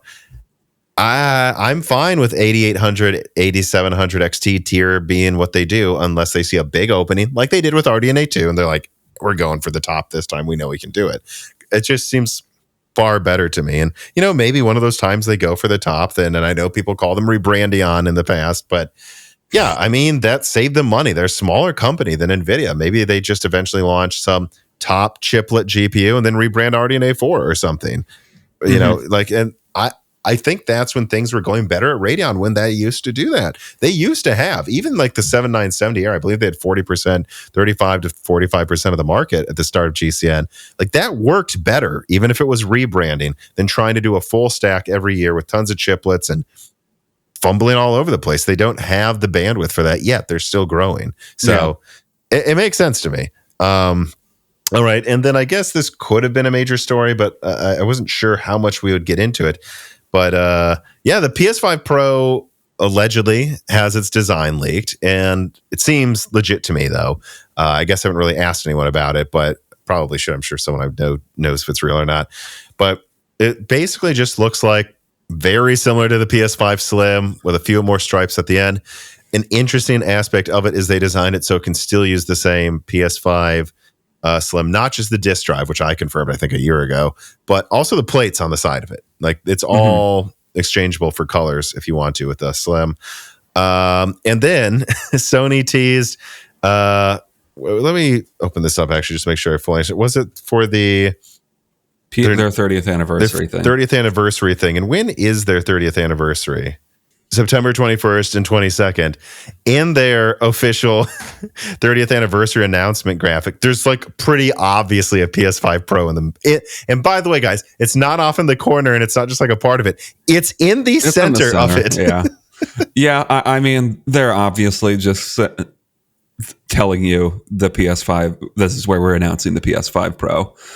And yeah, I don't know. The design looks fine to me and doesn't really look that much different than the PS5 Slim. It's just they didn't go for the they're not going, I don't know how they could have done it, but they're not going with the PS4 Pro idea where they add another story to the yes, I don't know how you do that with this one. But no, if they're just like, well, we'll have more lines then because more lines means more speed, Tom. Well, absolutely. It makes your car go faster if you paint lines on them too. Yeah. But yeah, so I don't know. I just think that's funny. I mean, look, it's confirmed. It's coming out. It sounds I mean, I don't know. There's been rumors they might even announce it. Like, who knows? Maybe this podcast will come out and they're announcing it on Tuesday or something. I don't know. But it seems very clear it will be announced by the end of this month, as rumored. And Sony isn't exactly being coy about it anymore. Yep. And that aligns with the ideal launch time of probably early November or late October. Yep. QH Freddy writes in and says, do you think Microsoft might at some point cave and let devs make games only for the Series X and ignore the S? No. The most I can see happening is they drop a requirement that it has to launch on the S as the same day as the X. Yeah. They really painted themselves, put themselves into a weird corner with the Series S. I don't know how they avoid the issue, but something is going to have to give eventually. But the Series S is their thing that sells. So they kind of have to make the Series S works because that's what people want to buy. I've noticed almost always the Xbox Series S seems to run games at like 720p or 1080p. I wonder if that's a requirement by Microsoft as well that they could drop. Because, I'm sorry, this is a 4 teraflop RDNA 2 APU with split memory. It's got not a lot of bandwidth. It really is pretty much just comparable to Rembrandt in APU performance, if we're being entirely honest about this when you look at the raw numbers. And, you know, my girlfriend had a Rembrandt mini PC that she used for a while. You know, I've gamed around with Rembrandt mini PCs a lot last year. And yeah, I mean, look, they can do 1080p 30 at least most of the time. Certainly with FSR and low settings, you can usually get away with 1080p 60. But, you know, sometimes you might want to do 900p, 720p. And I wonder if, especially because of not having enough RAM, like there's some requirement here where Microsoft's like, there must be at least a 1080p mode. Don't go to 720p, that they just need to drop so they can fit the buffer in 10 gigabytes. So that's the only other thing I would suggest is maybe they just say, do whatever you want. Sorry, there's no 480p games on the XSS at launch. Because I don't think like just, they can't drop support because 80% of Xbox Series is the Series S. So there goes 80% of your software market. Also, that would be a huge betrayal of your fans. And also devs won't want to sell to it if they can't get in on the Series S. So yeah, I think maybe they could drop requirements for it to be there at launch. But I think more likely there's probably some performance requirement thing they have where they're like, we're sure we designed the perfect 1080p console. Bubs, you didn't. So you got to change the rules so devs can put games on 720p on there so they can actually launch a Wukong or something. Yeah, I mean, the only other way around it is they just refresh both consoles or something. But they're not. That's not happening anytime soon. It really should have had at least 12 gigabytes of RAM. It's just shocking. Yeah. Independent George writes in, with Xbox circling the drain, is it time for Valve to resurrect the Steam machine in a mega APU and a mini PC form factor? Yeah. Oh, yeah. I think so to some degree. Well, I think if Microsoft falls apart, there's a piece of the pie here that Sony seems a little too greedy to go for hardcore. And someone should try to enter into that a little bit. And again, I've talked about this with you, Dan, like, if Xbox were to like kind of die out or at least wither away to the point that they're really not competing anymore, which I might argue they already are, I think Apple and Valve and Nintendo should just expand what they do to eat parts of that pie up. And none of them are directly competing with Sony, but they all are indirectly competing with Sony. So just do it more so that Sony, you know, what's a weird analogy? It's like, are motorcycles and cars and scooters really competing with each other? Not directly, but let's say Volkswagen's the last car company on earth and they start charging $200,000 for a Jetta. Guess we'll be writing motorcycles. I mean, like that, there's still indirect competition between these companies, if not basically direct. Yeah, I mean, Xbox is just more and more clearly going to, I don't think it's ever going away but completely, but it's clearly converting into a brand more than anything. And I'm sure somebody at Valve is thinking of this already. Valve is a chaotic company, so they kind of just have weird shit come out randomly. And yeah, I wouldn't be surprised if in the next 2 years they try to do another mini PC type thing because the market is definitely there for them. And Valve is a very positively viewed company, so I'm sure they would be the best to do it. All right. Alpha Space writes in and says, in Broken Silicon 272, you were talking about how interesting it would be to see some Windows 10 versus Windows 11 gaming performance benchmarks. Yeah, I think that's what I was talking to Leo. Well, it seems like Hardware Unboxed just did that. You did. And generally, Windows 10 performed the same or better than Windows 11. Not only that, it's insanely chaotic. Yeah, I mean, look, me and Dan just did again. Join the Patreon. We just did a die shrink where we talked about the Hardware Unboxed testing for like 10, 20 minutes at least. Incredibly good testing by Steve at Hardware Unboxed, who methodically just didn't even try to answer every question at once for clicks, just was like, I'm going to drill in on Windows 11. And from install to install, the performance varies. Same configurations, same patch, 24H2 or 23H2, two different systems. Sometimes the performance is different in some games. And this is ridiculous. Yeah, I saw that video and it's, the fuck is wrong with Microsoft? Yeah, I know. And even if I'm remembering correctly, he referred to them. Yeah, he referred to them as the bad and the good install of Windows 11, and the bad install sometimes outperformed the good install after it was patched to 24H2. So it's just it's completely random. Like I don't understand what happened there. It really seems like Windows 11 was not a fully cooked piece of software, and I really don't understand why they pushed it on us, other than money. But yeah. Well, they're trying to turn Microsoft into a software as a service where you're constantly being sold something. Where we have to get on our knees and service Microsoft instead of actually owning anything. Yeah. Whether it's games or Windows, Yeah. But yeah, no, I mean, it's completely ridiculous. I will say, I think I brought this up on that die shrink as well. It does make you wonder if like a reason I still think it was a mistake, someone at AMD decided to launch Zen 5 before it was clearly ready. It was because they couldn't figure out why install to install didn't work and they just decided to roll the dice. I think there's a chance that's what they decided. When you look at this, they're like, well, we don't know if it's ever going to work. So what do we do? It does also make you wonder if you should be using Windows 10 to benchmark hardware until Windows 12 comes out. I don't know. And that makes you wonder, like, I've been benchmarking. I haven't done a big benchmark with GPU with this for a while, but like my test system over here with Raptor Lake has Windows 11.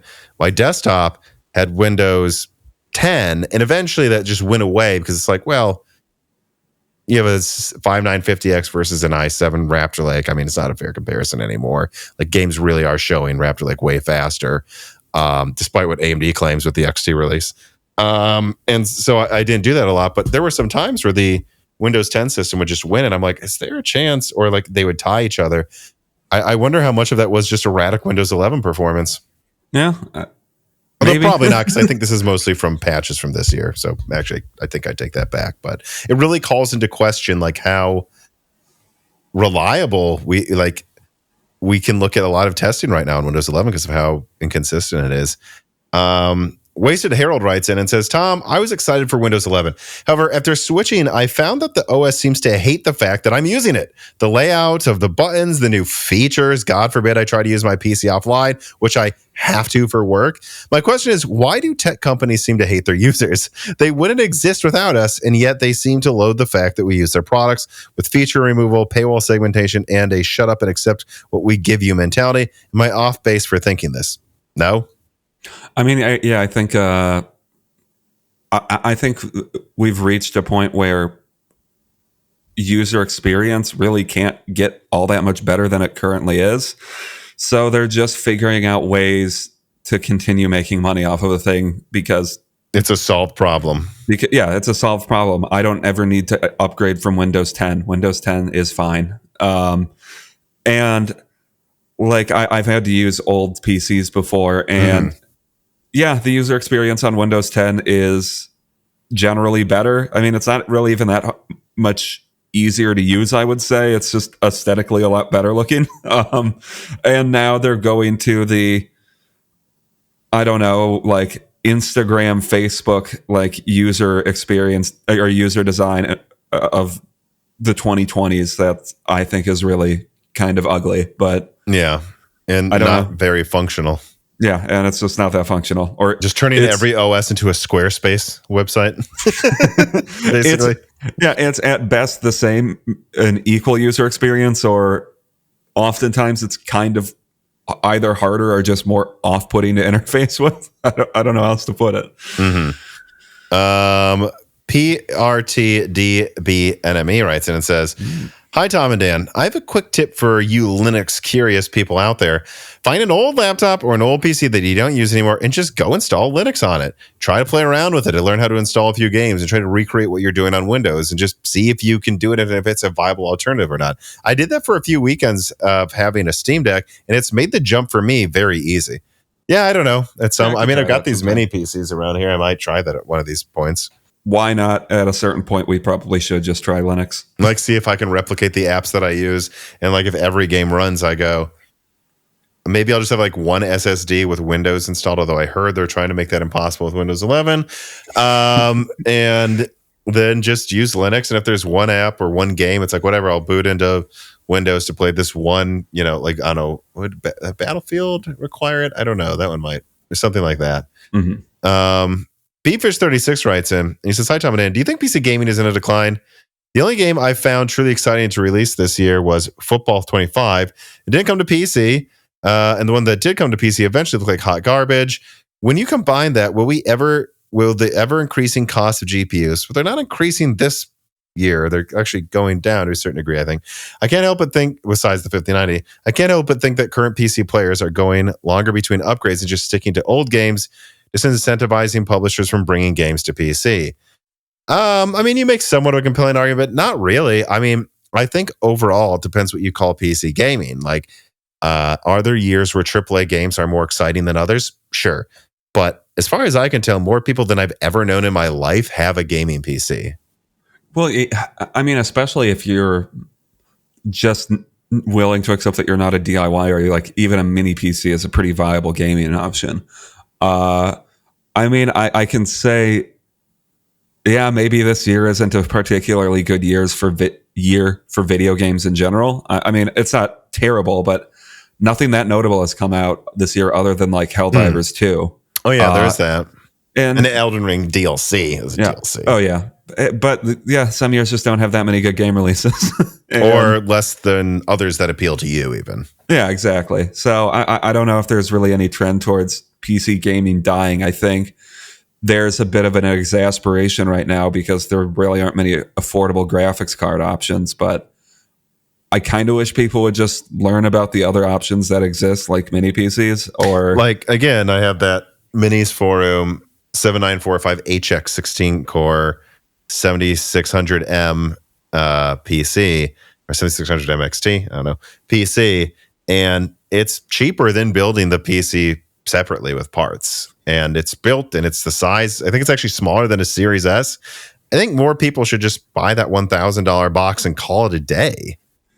Yeah, or if you're going to build, like, except maybe you're not a high-end gamer, get a 5700 X3D, an AM4 motherboard, and I don't know, a 77 or 7800X. Or 6800. Or 6800, yeah, if you can still find one of those. I checked today, $360, 16 gigabyte, 6800. You're basically getting a 16 gigabyte 7700 XT. It's a crazy deal. Yeah, and with that, you have like a 1440 100 plus hertz gaming PC for, what would that be, like $850 probably? Yeah, like...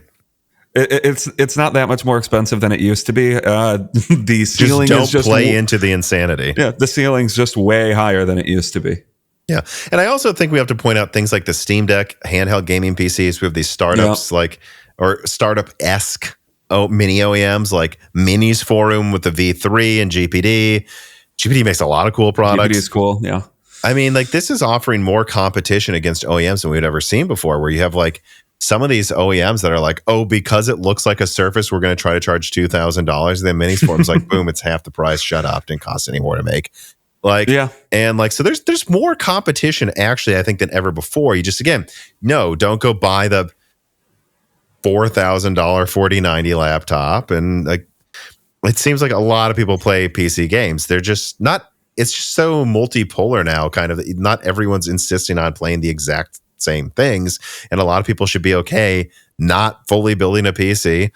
Or, maybe you do just want a PlayStation or something. Maybe, like, I think we have a friend that's like that, where he realized, oh, I just got this because I thought it was cool. I kind of just prefer consoles. Mm-hmm. Jensen Wang, once again, Ron, really dominating this episode. Like, you're dominating the AI bubble. Writes in, supposed to be a fun one to close on. In Intel's Xeon 6 presentation at Hot Chips, they had the word chiplet in the air images. Is Intel going to be okay without using tiles anymore? Which I thought were far superior to companies who do chiplets only, like AMD. I did see that was actually surprising. They literally called it chiplets in their presentation. Some intern accidentally didn't edit a slide, Tom. You think that's all it is? Unless they consistently did it, you're probably right. Like someone just didn't. They just slipped through. They say tile more often, the sources I talked to at Intel, but a lot of them do just end up saying chiplets. Yeah, I mean, they are very, very different. So I can't believe that they accidentally did that. Well, tiles look shinier in marketing slides. So no, that's true. And it's a big Intel difference. Does have a shiny image that they need to sell. Mm-hmm. All right. Well, that's going to do it for this episode, Dan. I want to thank everybody for watching. Thank everybody for listening. Please remember to like the video, comment down below for the algorithm, share it, and of course, subscribe to Moore's Law is Dead on YouTube and ring the bell button to not miss upcoming content. We've got a lot more coming for you as usual. And, consider supporting us on the Patreon. We can't do this without our patrons. Every now and then I like to remind you all, having that patrons there paying this minimum amount of income to us, it means if there's a month where we don't want to work with certain sponsors or a company pulls our videos from YouTube, we know that, which happened to us because of Sony, we know that at a minimum we have this money coming in where we can put this content out direct to you, and we will at least be able to have some level of money for food that month. And it is really, I think it keeps us far more honest than most websites where they will just blindly take the biggest ad deal they can because they have to. That's all the money. So please consider supporting us there. Remember, new die shrink just came out. You'll get that at the lowest tier. Hundreds of other die shrinks, early ad free access, Broken Silicon, and other tiers. Hardware Unboxed is going to be the next guest of Broken Silicon. So both Steve. people? Just Steve. Okay. Steve. I've been wanting to have him on for a while, but without saying this, the bench, it's like I wanted to wait for some level of consistency. Hopefully we'll be there by the time he's on the show so we can be confident on how often your installs are actually going to get the same numbers he gets. Or maybe we'll be just as confused as we are now. Which then it'll be an even more fun episode there. Remember, you can ask Steve and guest questions if you join the Patreon as well. And again, there's a Discord. You can talk with us after the episode comes out, so on and so forth. Anyways, though, I think that's going to do it with the shilling from me. Dan, any final words? No, I don't think so. Okay. Bye. Bye. This podcast was brought to you by the YouTube channel and website Moore's Law is Dead. Moore's Law is Dead and Broken Silicon are trademarks of their creator, Tom. That guy is me, and I am indeed the creator, editor, writer, and showrunner of Moore's Law is Dead podcasts, videos, articles, and other media. However, it's not just me. Moore's Law is Dead is a team, with Broken Silicon co-hosted by my brother Dan, audio editing by Gerard Cortez, renders being done by the industrial designer Jean-Philippe Clermont, and special assistance is also provided by Carmen Cry and Carrie No Sugad as well. Find all of our information at www.mooreslawsdead.com on the About/Support page. In the event you do want to hire me for consulting work, hire Gerard for audio work, hire Jean-Philippe for industrial design work, or you're interested in working with Carbon Cry or Carrie No Sugata as well. You can also find our long-term sponsors on that page if you want to show them some love for putting food on our tables. Or you can also mail us some love. You can send letters or hardware donations to the following address: Moore's Law is Dead, P.O. Box 60632 in Nashville, Tennessee, zip code 37206. Although, to be honest, the best way to show Moore's Law is Dead some love is to support us on Patreon. Patrons are what makes Moore's Law is Dead content truly possible. Every month, and really every day, depending on who you're talking about, me, Gerard, Dan, and Jean-Philippe are working tirelessly to provide a steady stream of content that we could not keep doing unless we knew the work was possible without being reliant on sponsors dictating every little thing we put out. Don't get us wrong, we love our sponsors, but we love directly working for you, our fans, much more. If you have any extra money, even a couple free dollars a month, consider supporting us directly on Patreon. Those couple of monthly dollars will get you access to the exclusive podcast Die Shrink, voting on subjects of future podcast episodes, the ability to ask guests questions, and of course, access to the Moore's Law is Dead Discord full of like-minded people who I am sure would love to meet you. I am one of them. Additionally, higher tiers get access to early, ad-free episodes of Broken Silicon, the ability to ask questions in all Broken Silicon episodes and Loose Ends live streams ahead of the recording, and the entire back catalog of Moore's Law is Dead podcasts, in addition to having thanks in the credits of videos and podcasts depending on the tier, with other perks available as well. And hey, if you cannot afford to support us directly every month, please do share Moore's Law is Dead videos and podcasts with friends and family, and on social media and websites like Reddit, and give Broken Silicon a 5-star review on Apple Podcasts or your preferred podcast app of choice. All of this does really help us so much. But like I said, this podcast would not be possible without the patrons directly providing predictable and reliable support every month. And so now it is time to give a personal thanks to the greatest of the fans. The following supporters are at the 10 gigahertz or higher supported levels: Brad Medlin, Drita Fool, Z Jits, Daniel D, Aaron Close, Deke, Jan Rauner, Nicholas Buckner, Daniel Hyde, GZ Ziggy, MJB1, SNES Chalmers, Jem Ferriero, Valkamalev, Jensen Wang, Gregorius Ecker, Sarcastro, Toka, Chris Rich, Compressed AI Blocks, Trudy S Boy 08, Hal Buma, Shredbird, Holden Mobley, Sammy Malas, Jordan Simkovic, Julian Leak, The Boss Haas, Jonathan, Franco Frederic, Jake Dude 23, Jake Martin, Zlicky, Stephen Hart, Meat and Pork, Tim Robb, Ian Clifford, Nithra Zink, Travis Gooding, Mad, Zoot Taylor, Stephen Coates, Greg, Michael McGee, Patty Cakes, Gamers Unite, Amiable Chief, Mark Mitchell, Tommy, I Should, Mark Raidmaker, James Anderson, Cole Addict, Cameron, Henry Zhang, Wesley Sager, D31337 Antics, Michelle Pell, Jamie Witters, Hexapuma, Reginald Ari, Teak Autumn, Mai Sharona, Jeff Sedler, Winstar, Corey Leonard, James I, Raider, JSMMH, Little Germany, Shay, Milton, Winwang, Melodic Warrior, Brett Jones, Chuck Glidden, Mac Daffy, Stephen Dick, Dave Schultz, Austin Haggerty, Justin Bustle, Joe Foote, Brian Scanlon, Hardland, Jansen Angima, Joseph Kelly, Slushby, Himsa Gung, Neil Valverga, Sisyphos7771, The Forbidden Juice, RB Racer, Brian Wright, Gian Violia, AC, Alex Vega, Dr. J Mad, Freedy, Michael Cozy, John Swin, Crystal Joe, Elbergun, Jola Martina, Kikom, Solarized 80, Thalo215, Jeffrey Jenneman, Matthew Marlowe, Lodge Starscream, Brian P, Hudat42, Sprutnik, Cornstar 671, Penta Winter, Rowan McKickey, Angel of Cake, Omega Doge, Mr. Tiger, John Wick Boomstick, Curry King 3, Nick Sizmania, Porcelain Oats, Sakosha, Ivalens, Carlos Pancheco, and of course, thank you to Sahara for the music.